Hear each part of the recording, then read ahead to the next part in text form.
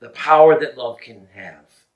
And I would like to really encourage you to read my book, The Civilization of Love. It has a lot to say about this topic, but for today, I'd just like to give you two little things that happened to me or that I can share with you. One is a monologue from a movie called Any Given Sunday. It features one of my favorite actors. Al Pacino plays an NFL football coach, and the team is beating themselves. And this is the very famous locker room speech that he gives right before the biggest playoff game they're about to face. Okay? In this video, I invite you, he talks about the importance of coming together. Okay? He doesn't mention the word love, but I'll talk about that in a little while. Okay? But he's talking about coming together because they've been stabbing each other in the back, and he knows he's got to turn the tide. Or they go out there and play, and if all that division is still at work, there's no hope. So I'd like you to invite you to listen to God talking to Al Pacino through me to you with a message about the power of love. Okay, enjoy. I really don't want to say, gentlemen. Biggest game of our professional lives. 2 minutes. And either we heal together as a team, or we're going to crumble. Inch by inch, play by play, then we're finished. We're in hell, trust me. And we can stay here and get the blank beat out of us, or we can crawl our way back in a light. 1 inch at a time. Now, I can't do it for you. I'm too old. I'm looking around all these young faces. I'm thinking to myself, hey, I made every mistake a guy my age can make. I pissed away all my money, believe it or not. Chased away anyone that ever loved me. And lately, I can't even stand the face I see in the mirror. Now, when you get old, things get taken from you. That's just part of life. But you only realize that when you start losing stuff.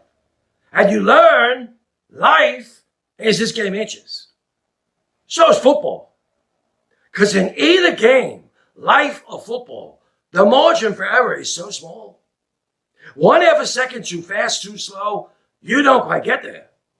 1/2 an inch too early, too late, you don't quite catch it. The inches we need are everywhere around us. They're in every break of the game, every minute, every second.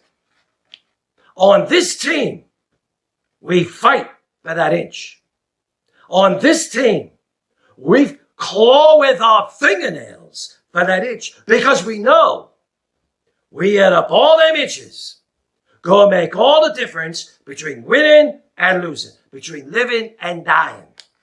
And I tell you this, in any fight, it's the one that's going to die for that inch that's going to win. And I know I got any life left in me at all. It's because I'm still willing to fight and die for that inch. Because that's what living is. The 6 inches right in front of your face. Now, I can't make you do it.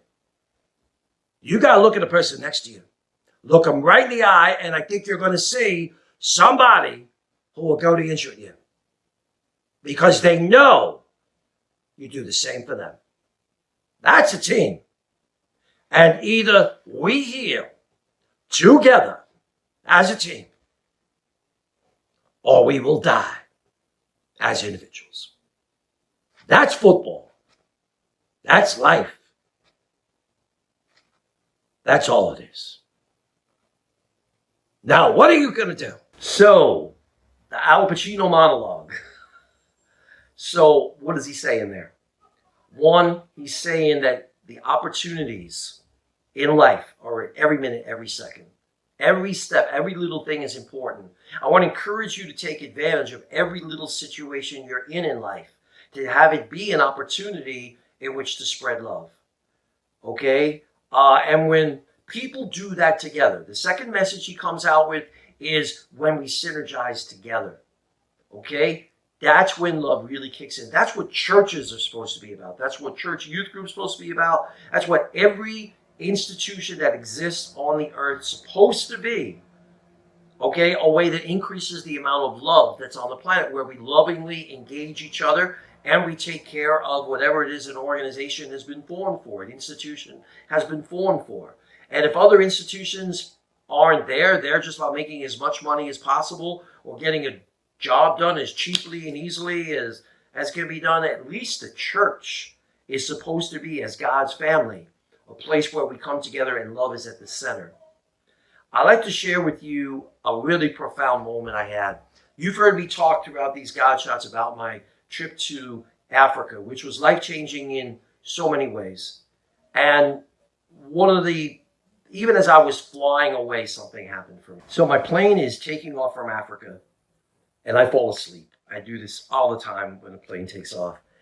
And when I wake up, I look out my window, and down below is this vast expanse of red.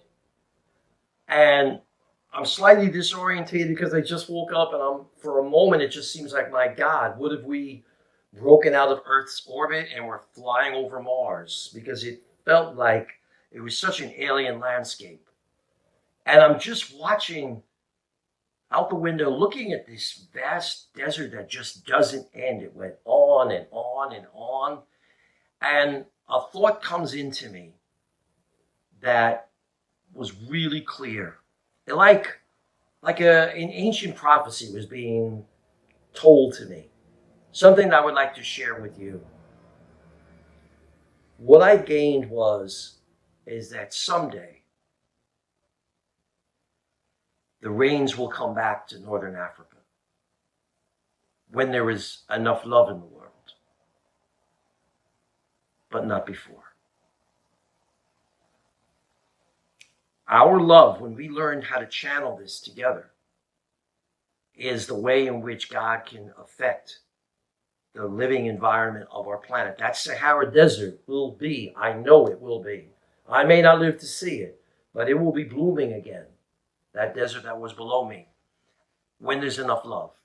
When there is enough love, we will be able to affect the physical environment as God's graces pours through us, and we create, not heaven, because heaven is beyond anything we can have here, but an expression of heaven. That's our job. That's what we were put here for. I pray that through all these Godshot videos, you will be motivated, especially the ones that are on love, that you will be motivated to spread more love through your life. You may not be able to control the whole world coming together. You may not be able to control so much of people around you coming together. You can be an instrument of that, and you will pay a price for that, but you're willing to do it because that's what Jesus did for us and is the way in which we make things better. There's a power in love. Never forget that.